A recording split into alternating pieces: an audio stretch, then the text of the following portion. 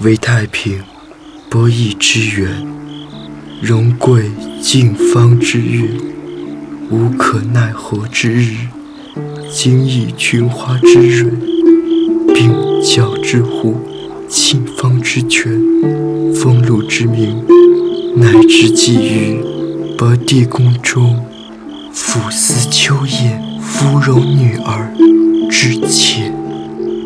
妾思女儿自临卓氏，其今凡时有漏载，其先直相其姓氏，焉伦而莫能考者久矣。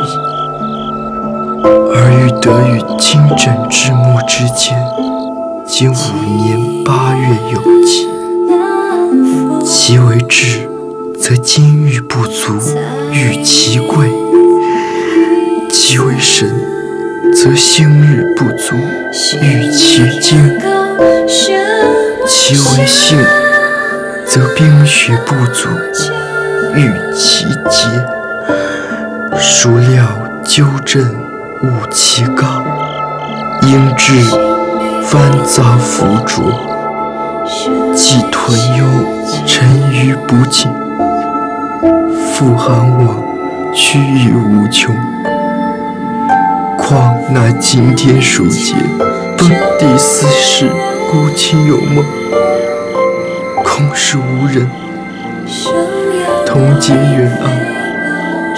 方闻欲倩影同销，自为红绡帐里，公子情深，是幸黄土笼中，女儿命薄。这一联意思却好，只是红绡帐里未免熟烂些。咱们如今都系霞影纱湖的窗歌，何不说茜纱窗下，公子多情？我愿行将公子女儿改去，莫若改作茜纱窗下，我本无缘，黄土笼中，清河薄命。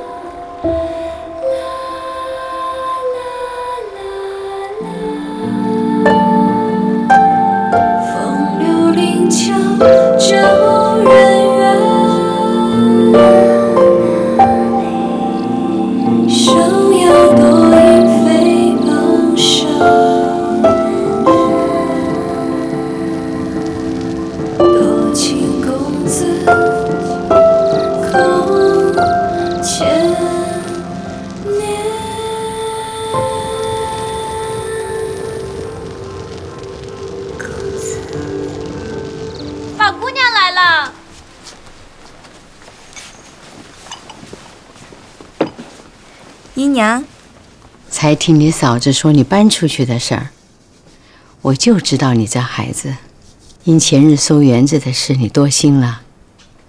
那原不干你的事，是园子里的一众下人太缺管教，无法无天。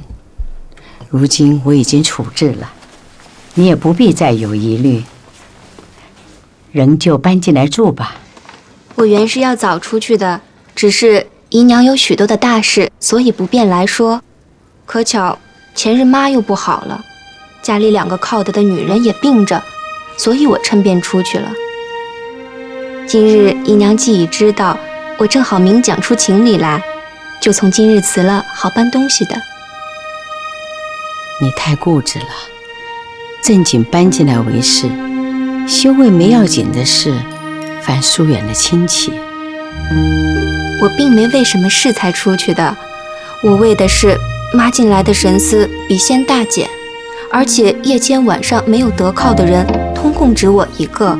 二则我哥哥眼看就要娶嫂子了，多少针线活计，并家里一切动用的器皿尚有未齐备的，我也须得帮着妈去料理料理。姨娘是知道我们家的事，不是我撒谎。如今彼此都大了，也彼此皆有事，况姨娘这边历年皆遇不遂心的事故，那园子也太大，一时照顾不全，唯有少几个人也可以少操些心。所以今日不但我执意此去，我还要劝姨娘，如今能减些的就减些，也不为失了大家的体统。我也无可回答，只好随你的便罢了。前几日听人说，你把二丫头接出去了，是给人相看？是老爷选的，大同的孙家。据说早年是咱们家的门生，也算是世交。门第虽然比不上咱们家，但看人才还是好的。这个孙家我是知道的，世袭的武官，他们家祖上就是胆上生毛的货，当年也是因为犯混闯了祸，才投到咱们家门下的。母亲，难得今日人齐，那就月杏儿再摆几副碗筷，让你老爷太太们都坐下一起吃吧。不必了，略这片刻，我还要去见人呢。今儿过来是来跟母亲说说二丫头的事情。我听你媳妇儿说了，是说了大同孙氏吗？是。如今孙家只有一人在京，现袭指挥之职，此人名唤孙少祖，我前日已经见过，生得相貌魁梧，体格健壮，弓马娴熟，人也机灵。我问过了，还没有娶妻，便想把银丫头许给他。今儿是特来请老太太主意的。知道了。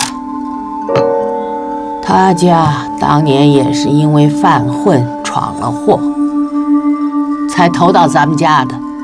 你是他父亲，这事儿你做主便罢。当年他也不过是心慕荣宁之士，也并非诗礼民族之一啊。听说那孙少主风品不佳，是不是再缓缓？等打听清楚了以后，再下定也不迟。我也不指望做国丈，就不劳二弟费心了。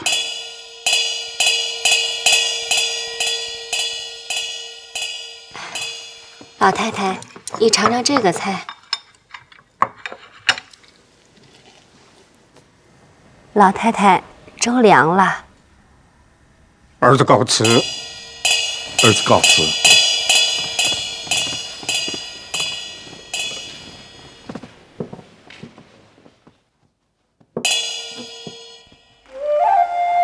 宝玉见邢夫人等回了贾母，将迎春接出大观园去，越发扫去了兴头。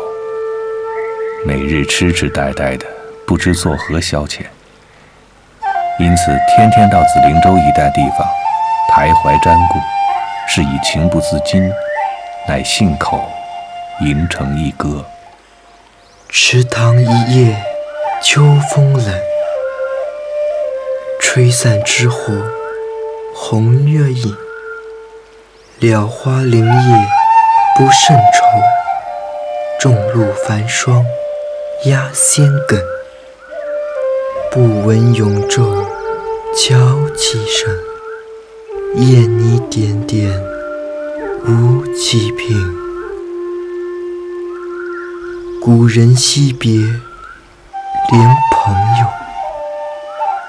况我今当手足情。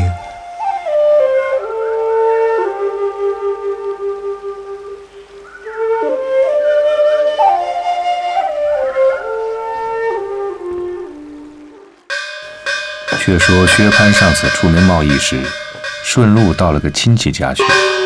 凡这长安城里城外桂花菊，俱是他家的，连宫里一应陈设盆景，亦是他家供奉。因此有个浑号，叫桂花下家。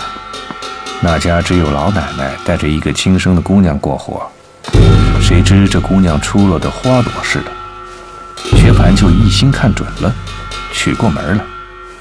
原来这夏家小姐今年方17岁，生得亦颇有姿色，亦颇识得几个字。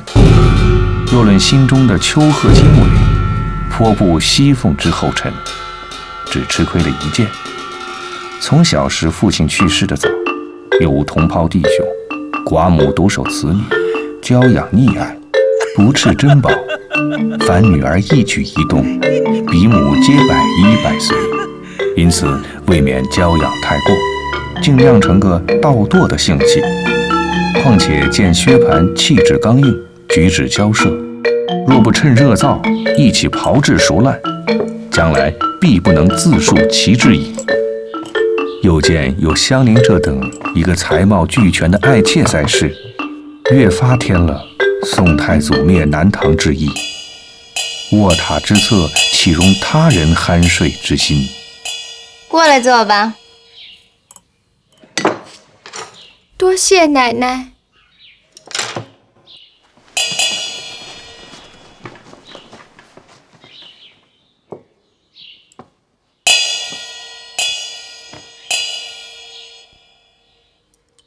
你哪里人？父母还在吗？我从小被拐子养大，家乡父母都不记得了。什么不记得了？这么大人了还能不记得？肯定是不愿意告诉我。是真的不记得了。我要出去，去把那件血青色的夹褂给我拿来。快去啊！哎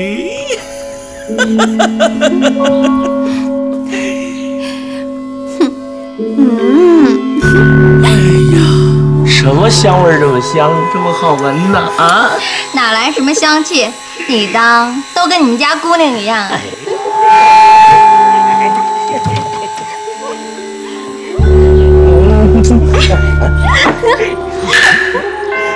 别闹啊，让人看见。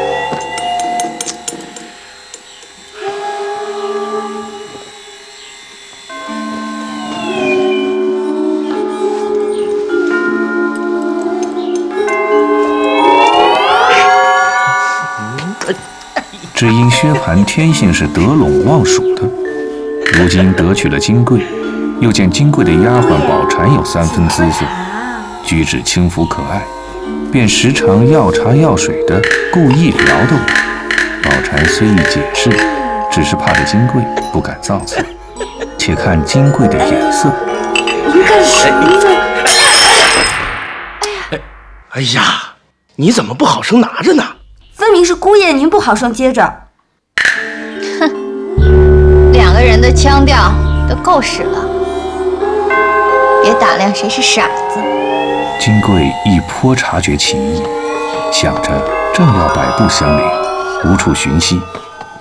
如今他既看上了宝钗，如今且舍住宝钗去与他，他一定就和香菱疏远了。我姐趁他疏远之时，便摆布了香菱。打定了主意，伺机而发。去你的！严肃些些，省着你馋牢恶眼的。早知你是个怜新弃旧的人。哎呀，好姐姐，你要说什么和我说，别偷偷摸摸的不中用，有酒胆无饭力的。哎呀，好姐姐，你若是把宝钗给了我，你想怎么样就怎么样，你就是要我的脑子我也给了你。这话好不通。你爱谁说明了，就说在房里，省着别人看着不雅。我可要什么？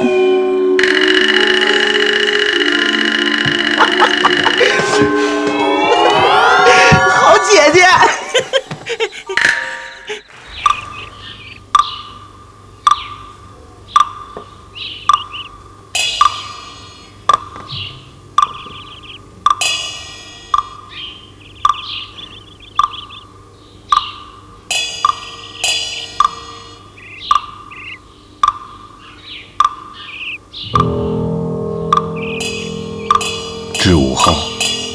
贵故意出去，让个空与他二人。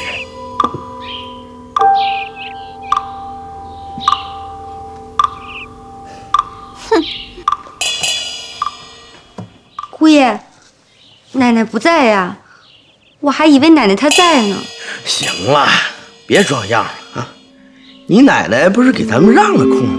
来，过来！哎呀，来嘛，过来吧！你想死我了！哎呀，妈呀！哎呀，把我吓的！哎呀！薛蟠便拉拉扯扯的起来，宝钗心里也知八九，也就半推半就，正要入稿，谁知金贵是有心等候的，料必在难分之际，便叫丫头小舍儿过来。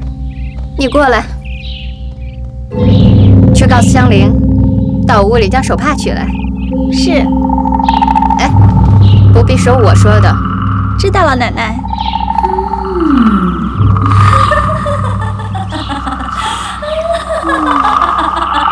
林姑娘，哎，奶奶的手帕子忘在屋子里了，你去取来送上去，岂不好？我知道了。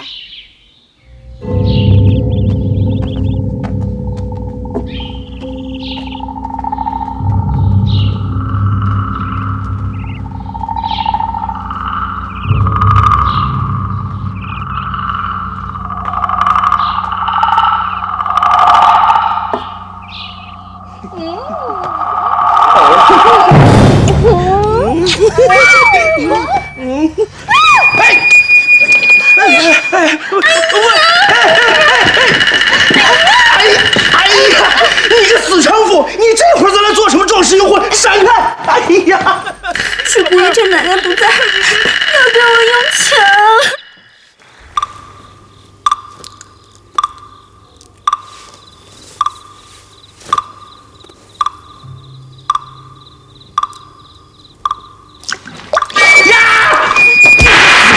啊！你这么热的水，你想烫死老子？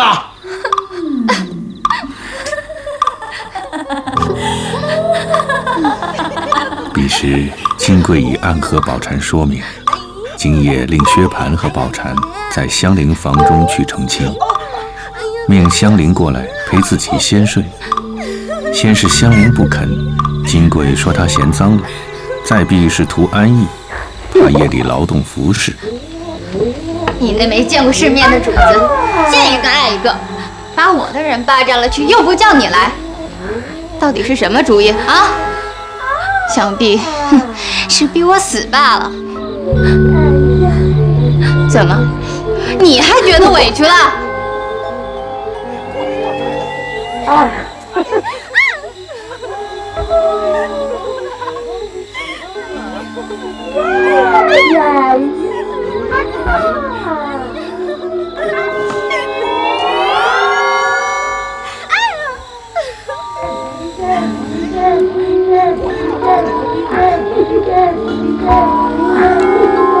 香菱，香菱哎，倒杯茶来。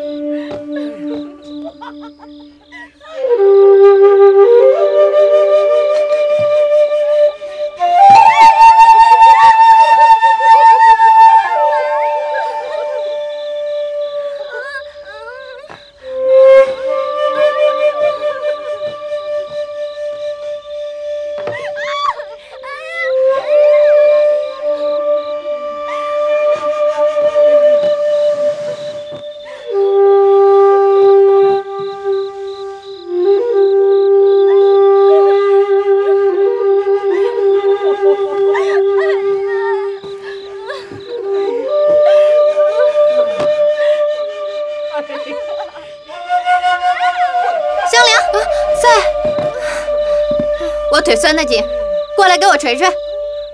是。你就跪在这捶吧。是。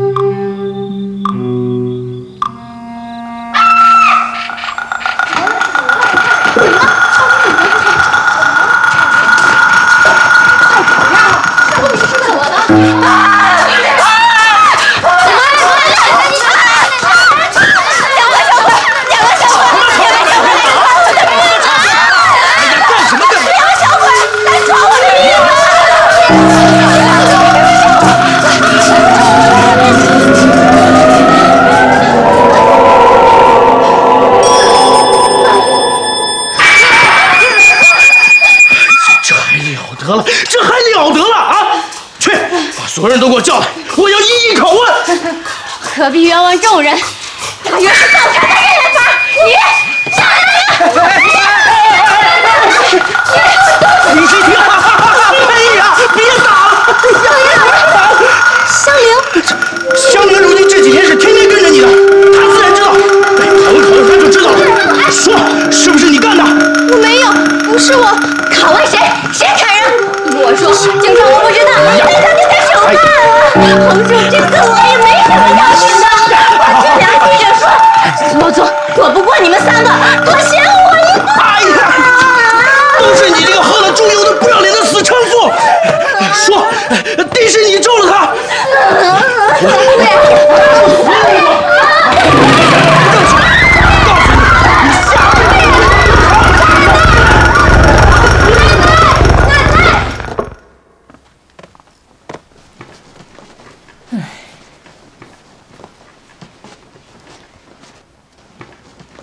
你去叫个人牙子来，把香菱给卖了，大家都干净。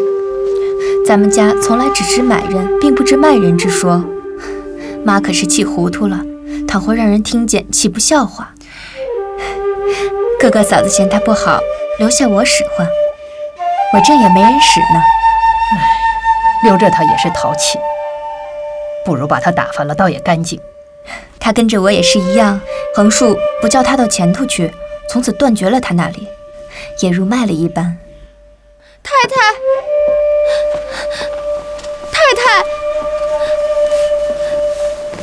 太，我求您不要卖了我，我情愿跟着姑娘，我再也不该惹您生气了，太太，我求求你了，太太，我再也不该惹您生气了。香菱果跟随宝钗去了，把前面的路径竟一心断绝。虽然如此，终不免对月伤悲，挑灯自叹。本来怯弱，今复加以气怒伤感，内外折挫不堪，竟酿成肝血之症。宝钗，你个死蹄子，你给我出来！那你今儿又想怎么行事啊？尽管来呀！你个忘恩负义的死蹄子，我可行好事让他吃了你！来让我造反！哪两个都混上了？头啊！我不愿意，是你求干了！你现在又贻了我！你愿意让我的小丽好气，不该让你蹂躏，把你打死！你好无聊，我快让人打死你！来呀！你要死就死，别在这装三撵四的！你不过都是好不是也罢！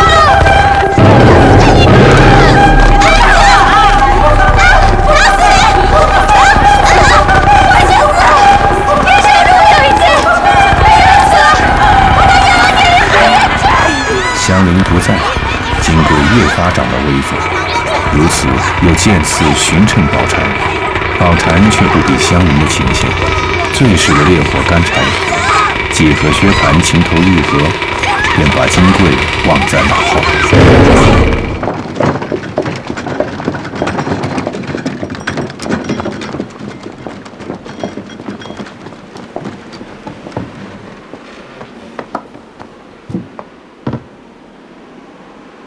话说迎春所嫁孙少祖甚属不端，迎春唯有背地里淌眼抹泪的，只怕能接了来家散淡2日。王夫人得知，择了个好日子，就接了她来。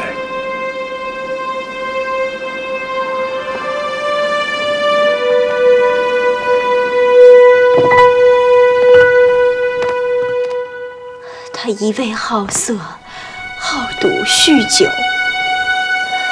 家中所有媳妇丫鬟将其银币，略劝过他2、3次，他便骂我是粗枝子老婆拧出来的。他又说，老爷曾收他5000银子，又不该使了他的，如今来要了2、3次不得，便指着我的脸说：“别给我充什么夫人娘子，你老子使了我5000银子，让你准折卖给我的，好不好？撵到下房里睡。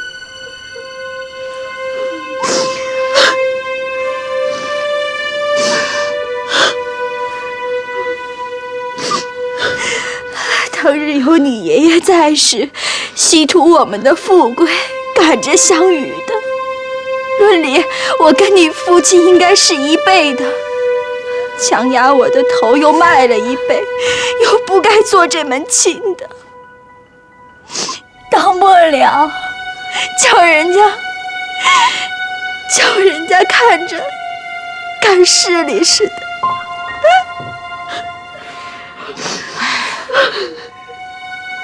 既遇见了这不相识的人，可怎么样呢？想当日，你叔叔也曾劝过大老爷，不叫做这门亲的。大老爷执意不听，一心情愿，这到底做不成了。我的儿，这也是你的命啊！我不信，我的命就……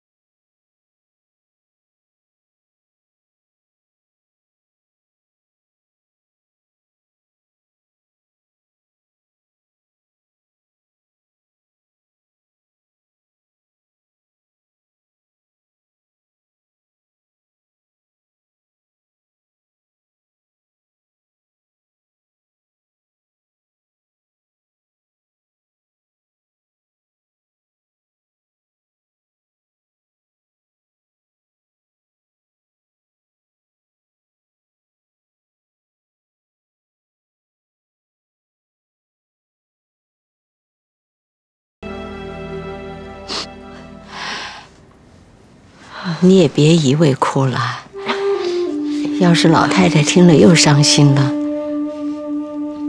既然回来了，就开开心心的和姐妹们聚聚。你要在哪里安歇，我让人去收拾。渣渣的离开姊妹们，只是眠思梦想。二则记挂着我的屋子，还得在园子里住上3、5天，我死也甘心了。就不知道以后我还得住不得住。快说乱说！年轻的夫妻们闲牙斗齿，也是万万人之常事，何必说这丧话？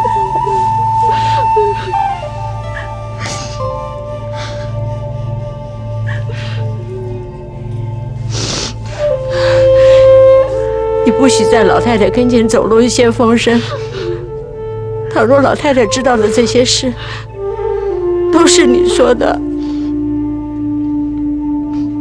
知道了。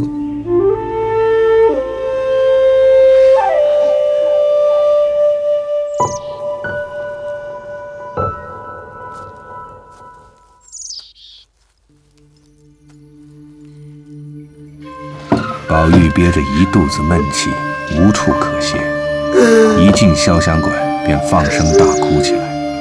黛玉梳洗才毕，见宝玉这个光景，倒吓了一跳。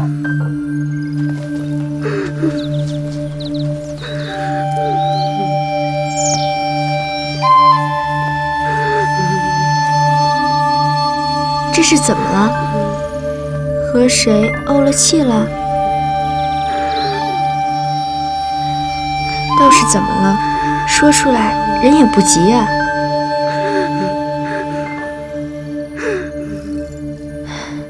到底是和别人怄气了，还是我得罪你了？都不是，都不是。那你怎么这么伤心起来？我只想着，咱们大家越早些死得越好，活着真正的没趣儿。这是什么话呀？你真正发疯了不成？也并不是我发疯，我告诉你，你也不能不伤心。晴儿，二姐姐回来的样子和那些话，你也都听见看见了。我想，人到了大的时候，为什么要嫁？嫁出去，受人家这般苦处。还记得咱们初见海棠社的时候，大家吟诗做东道，那时候何等热闹。如今宝姐姐家去了，连香菱也不能过来，二姐姐又出了门子了，几个知心知意的人都不在一处，弄得这样光景。我原打算去告诉老太太接二姐姐回来，谁知太太不依，倒说我呆混说，我又不敢言语。这不多几时，你瞧瞧，园中光景已经大变了。若再这么过个几年，又不知道会成什么样子。我心里越想，不由得就越难受起来。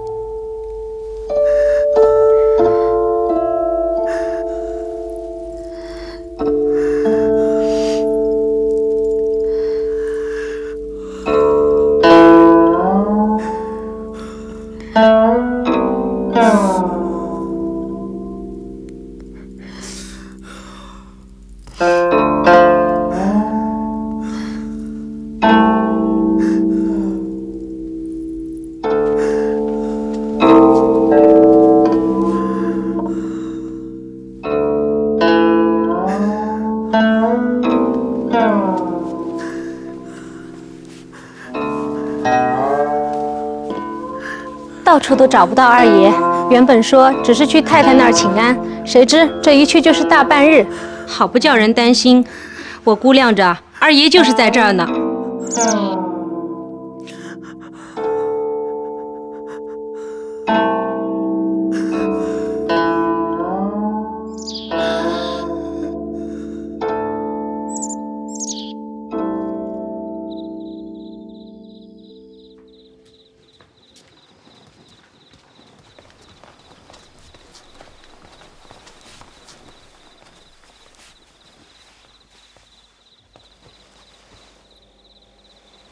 可不就是这个吗？银丫头回去了，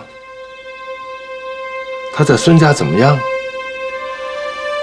银丫头一肚子的眼泪，说孙姑爷凶横的了不得呢。我原知不是对头，可是大老爷已经说定了，我也无法拦阻。不过这银丫头受些委屈罢了。这也罢了。只是我们在这里淌眼抹泪，心急叹气，为的不过是侄女从小抚养了一场的情分。倒是她的正经爹妈，大太太今日送银丫头回去，竟像没有这事儿一般，这叫我心里越发的难受。越是不相干的人，还越伤心。你笑什么？你提不相干的人，我忽想起宝玉来。今儿早起，特地到这屋里来，说的尽是些孩子话，也不便学与老爷听，只是要老爷明白，如今宝玉1年喜2年大，老爷也该发狠管管他了。一则总与姐妹们在一起起坐不便，二则也该收心读读书了。生女儿不得计，那还是别人家的人；可生儿子呀不得计，关系匪浅。如今如大太爷学问虽然中平，但还能弹压得住这些小孩子们，不至于蛮憨了事吧？我想宝玉老闲着总是不好，不如人就叫他家书中读书去罢了。老爷说的很是，自从老爷外任去了，他又长病，竟耽搁了好几年。如今且在家学礼，温习温习，也是好的。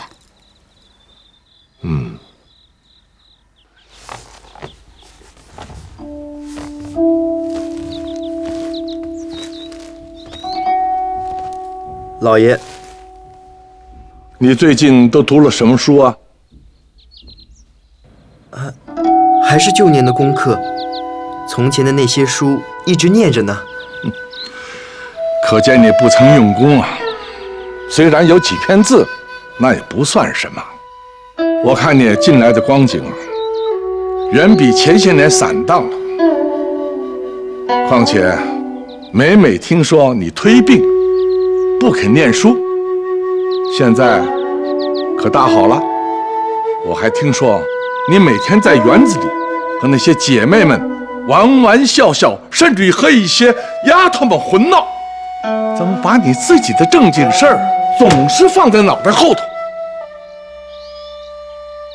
回老爷，玩笑是有的，但老爷若听了什么闲言闲语，以为这园里的哪个丫头不好，那就是我的罪过了。你还有空去管别人？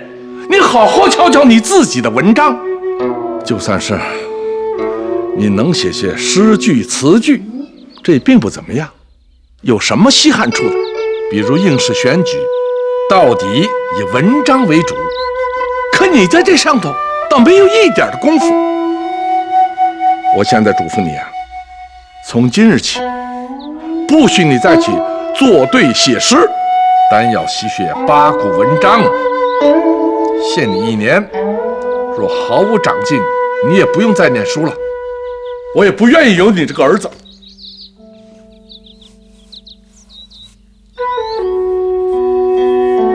李贵啊，老爷有何吩咐？明天一早，传明烟跟宝玉一起去收拾应学的书籍，就照这个书单子，一起拿了我看看。我要亲自送到家学里去。我到学里叫明英儿拿着老师的条子来与老爷看吧，哪里又敢劳动老爷亲自走一趟呢？我要不走这一趟，你就不肯去念书了。去吧，明儿早起来见我。是。点灯。二爷怎么了？你们快先去看看。二爷，二爷，二爷这是要找什么？二爷，你这深更半夜的是要做什么啊？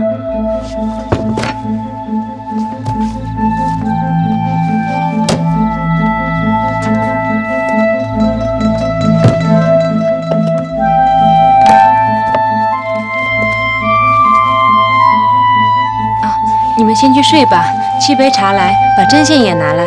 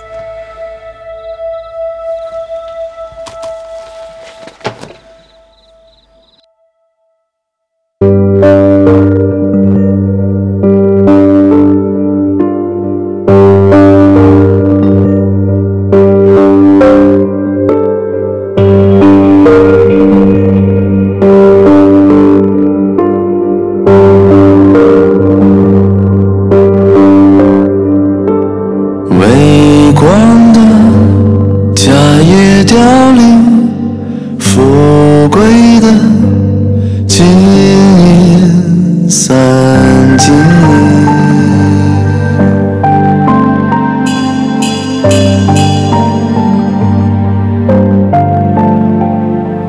有闻的死里逃生，无情的分明暴雨。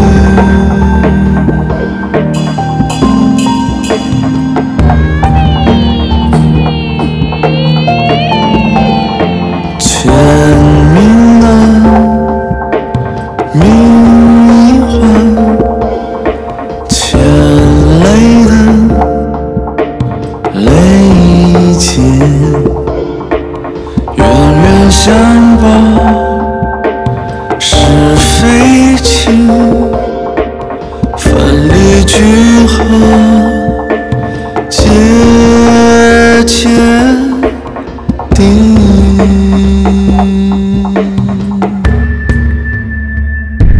欲知命断问前生，老来富贵也真侥幸。看破的遁入空门，痴迷的枉送了性命。欲知命断问前生，老来富贵也真侥幸。好一丝是今